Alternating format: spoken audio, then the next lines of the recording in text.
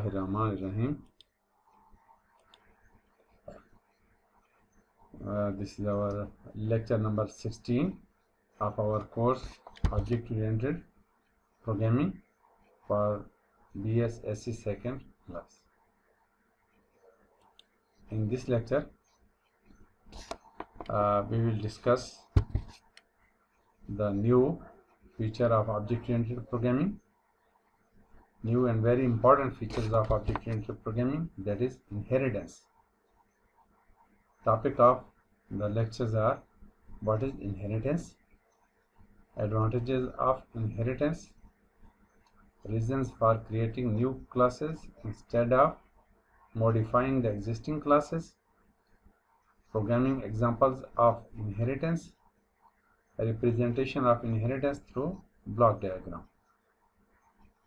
These are the topics which we will cover in these lectures. The first topic is: what is inheritance? Inheritance is the process of creating new classes called derived classes. In this technique, we create new classes. These classes are called derived classes from the existing classes, already available classes. Existing classes mean already available classes. It is the process of creating new classes called derived classes from the existing classes. These existing classes are often called base classes. So there will be a relationship between base and derived classes. Base classes are the existing classes, yani already available classes, and derived classes, the new classes which we will create. The derived classes inherit all the capability of these base classes. These new classes, that is derived classes, inherits all the capability of these base classes, but can add the new features and refinements of its own. It means derived classes can add some new features, some new functionality in it. It is not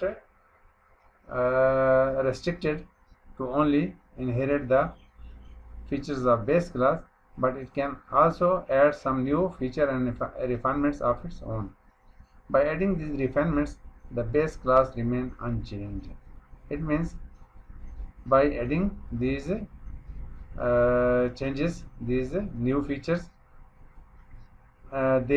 the new feature does not affect on the base class structure. What is inheritance? Suppose a child inherits some features from his parent. Father has the following characteristics: caste, property, disease, color, language. These are some characteristics of a father. Child inherits the following characteristics from his father: caste, because if the father is Jadun, then child will be Jadun. Father is Baloch, child will be Baloch. Similarly, the property, it will inherit the property of his father. Disease, sometimes a child inherits disease from his father. Colors, it is also possible that if the color of father is white, then the child will be white. Similarly, the language which the father speaks, the child will speak that language. His own characteristics. Now, some other characteristics the child can add in its personality, that is education. Let's suppose he becomes the engineers. The wealth, let's suppose through his its occupation. The child generates or collects or earns much more wealth. These are two property of the child by its own ability, and these characteristics the child has inherited from his father. It means A child can inherit some or all characteristics of his father and can add its own characteristics later. Advantages of inheritance. Once a base class is written, debugged, and tested. These are 3 stages. Classes are very long lines of codes, so the classes are written in a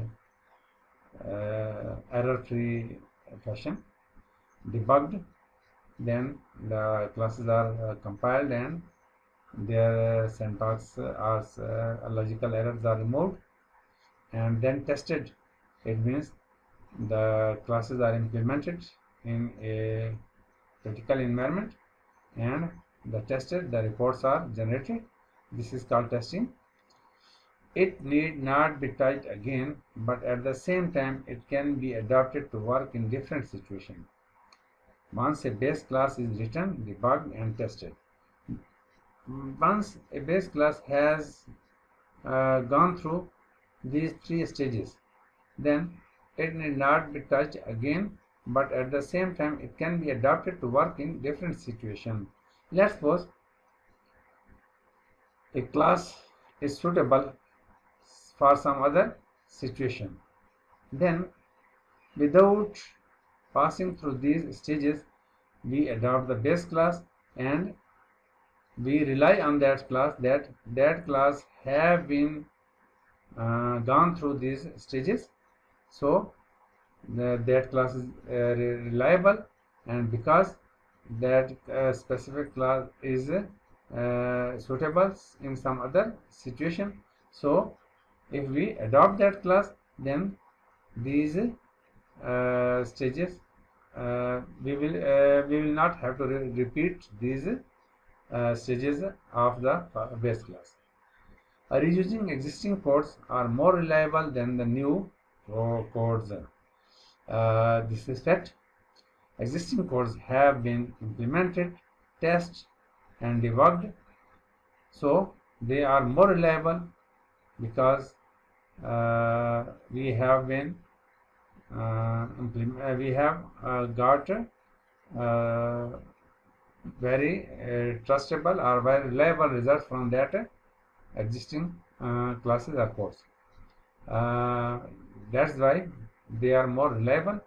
These codes save time, money, and also help in the original conceptualization of a programming problem. This is another advantage, that these codes, if we adopt those codes in some different situation, then those codes will save our time, because programmers make the logic of a program and also write it in that code, so that time will be saved. Money, this code will save money, because if a programmer make that class code in 1 or 2 months, then the salary that he will take for developing that specific class will be saved, because we have already pre-developed or pre-made class, we have adopted that class, so we will not pay the programmer some extra money for that, for developing his logic and writing the code. So we will not pay for these 2 activity. We will not pay to the programmer, and also help in original conceptualization of a programming problem.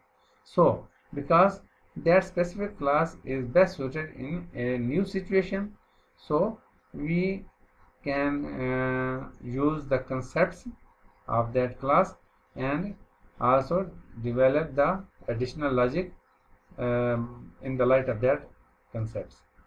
This course helps in the overall design of a program.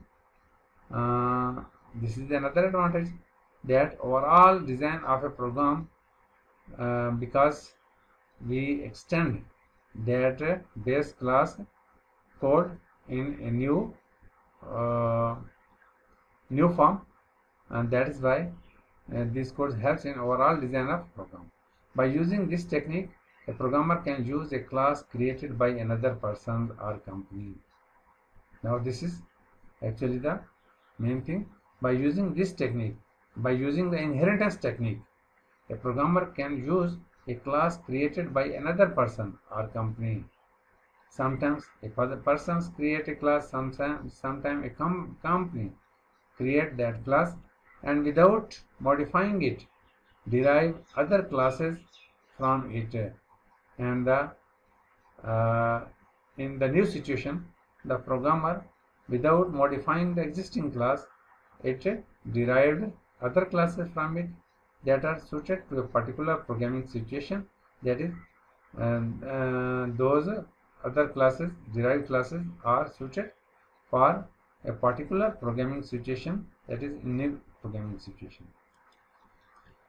Reasons for creating new classes instead of modifying existing classes.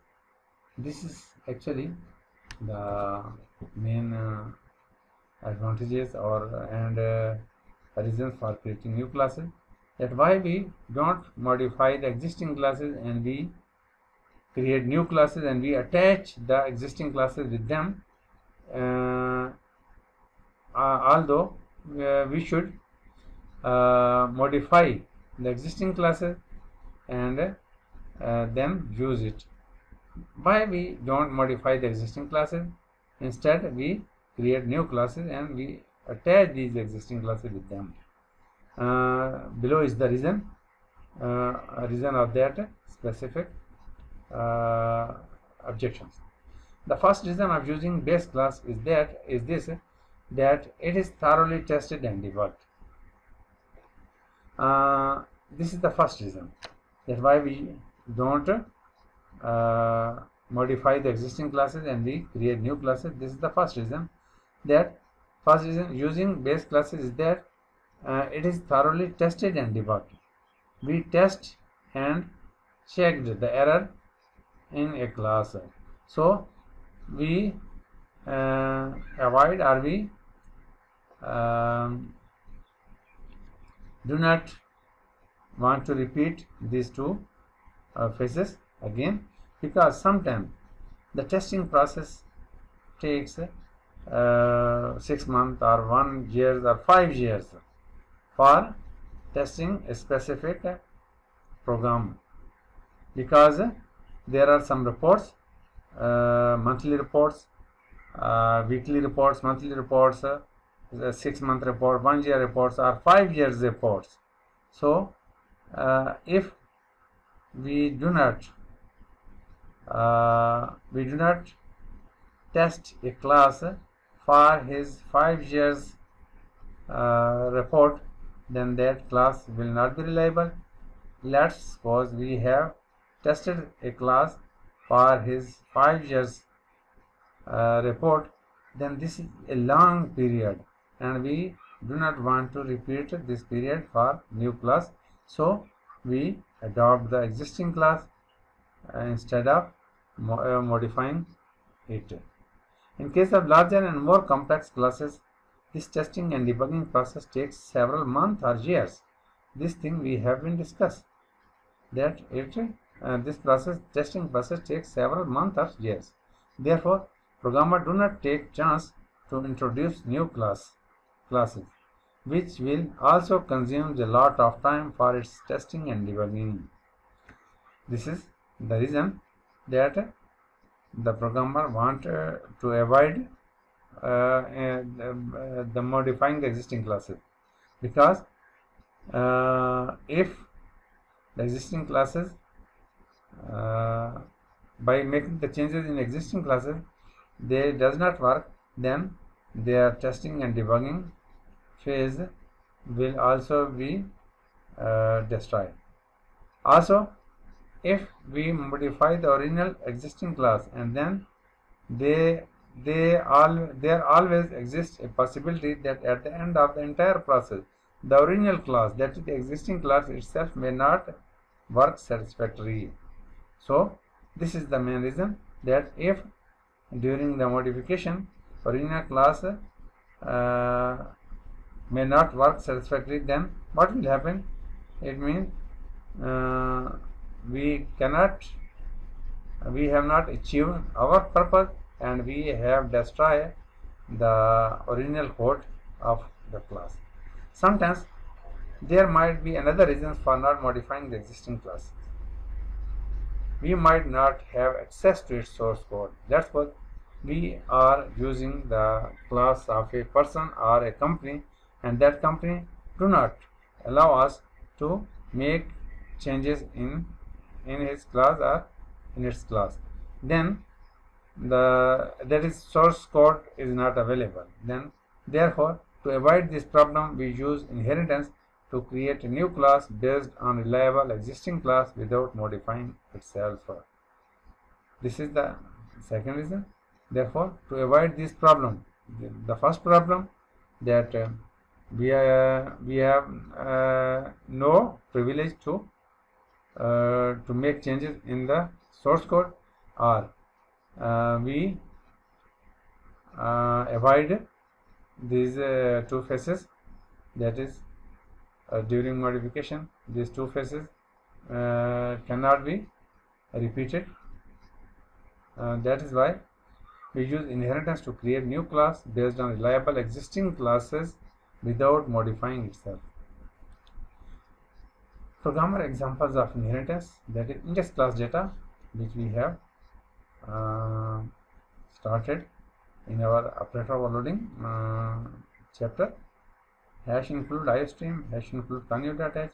Class B index mean base index class.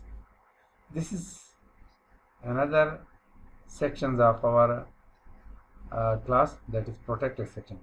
Previously we have studied the private and public section. This is the third section, which is called protected section. The private and protected section behave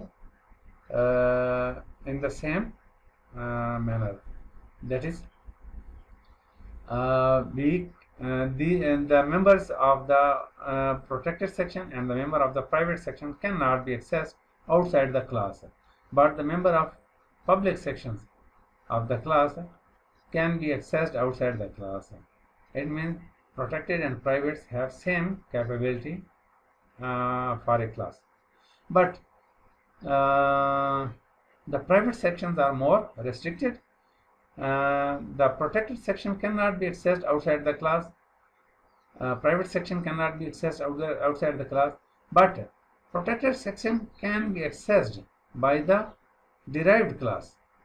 Private section cannot be accessed by the derived class. That is, private sections are more restricted than protected. For a single class, both cannot be accessed outside the class, but for a derived class, protected section can be accessed in a derived class, the public section can be accessed in a derived class, but private section cannot be accessed in derived class. It will be only accessed by the class itself, original class itself. Base class, its single attributes count. This is constructor B index, because class name is B index, and it initializes the count variable, this variable, at 0. B index int j. If some object of this B index class contains the value, then that value can be stored in the count variable of the class. These blue colors shows that every member function is manipulating the class data. Class data is only an integer count variable, so these two constructors are also manipulating this data. Display function is also manipulating the count memory, and this plus operator functions is also manipulating the count variable memory of the class. This is derived class, class D index. Actually, our requirement was that there should be a variable in a class, and it should be initialized through two constructors, one no argument and second one argument. and the class should display the memory of that count variable, and it should increment the count variable. And there was some other capability which we need, that it should decrement, it should increment as well as decrement the class data. But in this class, B index class, which starts from here and end at this point, this class have no capability of decrementing the class data. So we need all the features of this base class, and also that our class should also decrement the class data, increment as well as decrement. So we inherit this class with the new class. So new class will have all the features of this base class and will have this new feature also. So class D index, this is our derived index class. D index means derived index class, which is inherited publicly with B index class. This is our base class, B index class.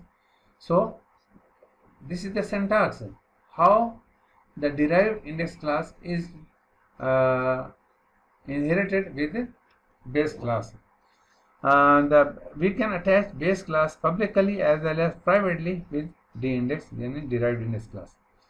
Its public section contains a member functions, that is minus decrement the object of class, the count minus. It is also manipulating this count. This count variable, this count memory, we can access this count attribute or memory in derived class because it is protected. The protected section can be accessed in the derived class also. While if we write here the private, then we cannot use this count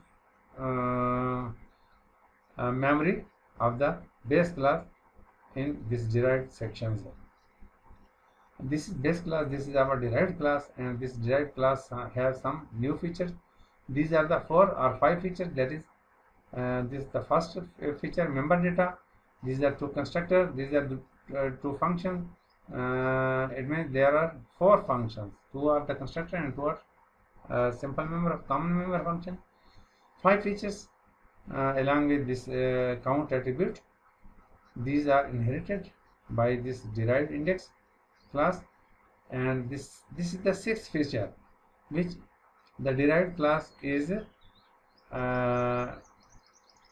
adding by itself. So derived class in total contains the 6 features. 1, 2, 3, 4, 5 are this base class and 6 is on.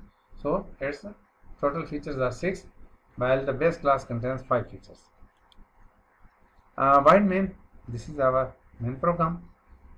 D index, we are not creating the object of base class, we are creating the objects of derived class, because our class is derived and this derived class contains 6 features while the base class contains the 5 features, and we need 6 features, not the 5 features. The deficiency we have covered in our derived class. This was the deficiency in the base class. So we have inherited all the feature of base class, and we have also fulfilled the deficiency which there exists in the base class. D index derived index class, its K object and M objects. K object will have the count memory location because the base class has been inherited with the derived class. So derived class contains the member feature or the member data of protected data of base class count. So K object contains the count. M object also contains that count memory. K object have no value. So this B index, actually the K object will go to the public section of its D-index class. Here is no constructor, so it will use the constructor of its base class and store the value 0 in the count memory of k objects. Then m object will be created, and m object contains the value of 5, so it will jump to its the public section of its D-index class. Here is no constructor available, so it will access the constructor of its base class, and that 5 value will be moved into the J memory, and this J will store the value of 5 in the memory of count. So that is why m object count contains the value of 5. This is this happened with the help of second constructor. Now k plus plus k plus plus k plus plus. K object is calling plus plus function, while the k object belongs to the D-index class. When we jump to the D-index class, there is no plus plus function, so it jumps it moves to the public section of the B-index class and access the plus plus function, because we have inherited the base class with this derived class. So the count of k is incremented, and it becomes from 0 to 1, and then second time k plus plus, k call the plus plus function, and similarly the plus plus function of the base class is activated, and it increment it to 2, and it increment the count value of k into 2. Then the third time again k plus plus, k object is calling plus plus function, the base class plus plus function is activated, and the count memory of the k object incremented from 2 to 3. Now k dot display, k object call the display function.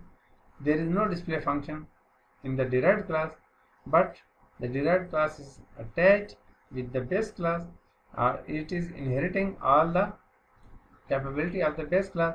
So for k object, the display function of the base class is activated, and it displays the output of the count memory of k object. Count memory of k object contains the last value 3.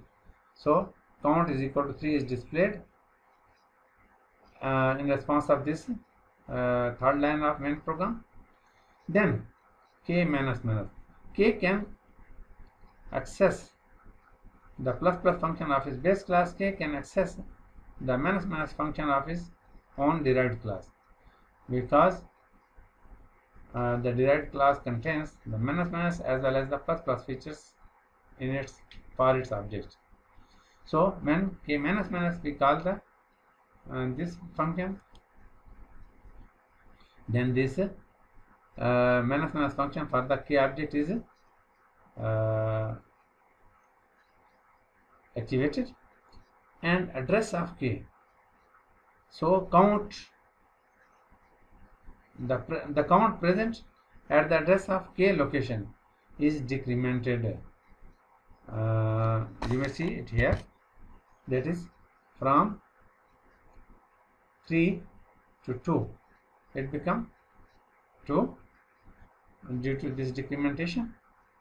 And then m object calls the plus plus function, because m belongs to D-index class, and D-index class has inherited all the capability of its base class. So the base class plus plus is activated at this place, and the count memory of m object is incremented from 5 to 6. This is actually this happened. The D-index class, this pointer contains the address of m objects, and when we increment the count plus plus variable, then this pointer jumps to the address of m objects, and that count is incremented. It means from 5 to 6, and then second time m plus plus m, again m call the plus plus function, and it becomes from 5 to 6 to 7, and then m call the minus minus function. So at this stage, address of m, this minus minus function of derived class is activated, and for this count, this pointer because contains the address of m objects, so for decrementing the count memory, it jumps to the address of m object, and that specifies count is decremented, and it becomes from 7 to 6. From 7 to it becomes 6, and then we display the k memory. The last value of the k count in the k object is 2, and the count in the m object is 6. So k dot display, k call the display function of the base class, and m call the display function of the base class, and the value the display function displays count is equal to 2. This is for the k object of count, and count is equal to 6. This count belongs to the m objects, and at the end it gets h. In this way, we have actually today we have learned that how the base class is attached with the derived class, and how the derived class inherits all its capability and uses for their objects. As in this plain program, the derived class uses all the features of the base class for its k and m objects. Syntax / relation of base derived class. In our program example,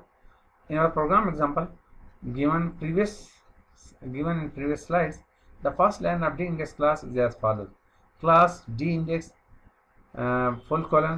public b-index.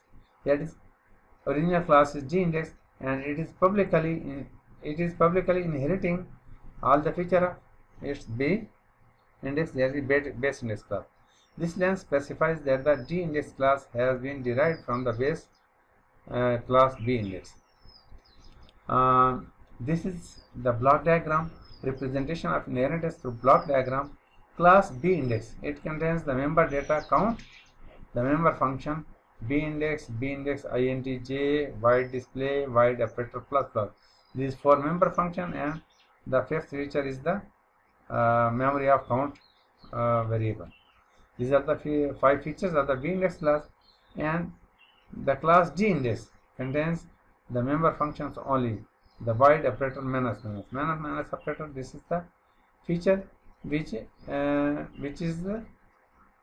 the actual feature of the b-index, but when it inherits the b-index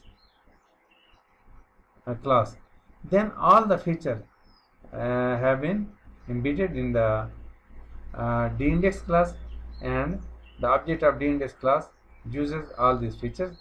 This up arrow showing that the derived d-index class is inheriting the features of b-index class.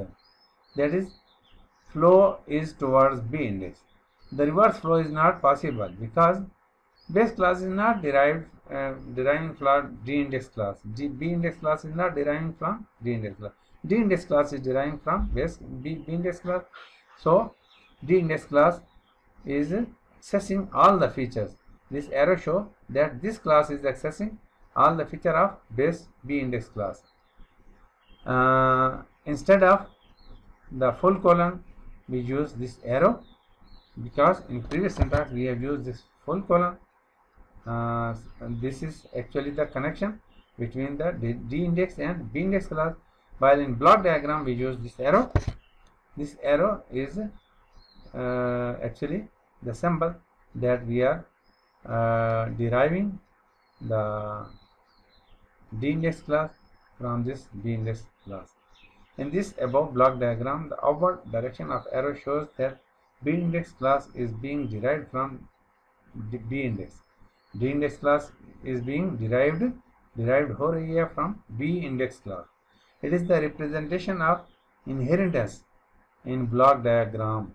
That is, this is the symbol of inheritance in block diagram, meaning that B-index class can get all the capability of B-index class, while the reverse process is not possible. That is, B-index class cannot access the features of D-index. D-index can access the feature of B-index.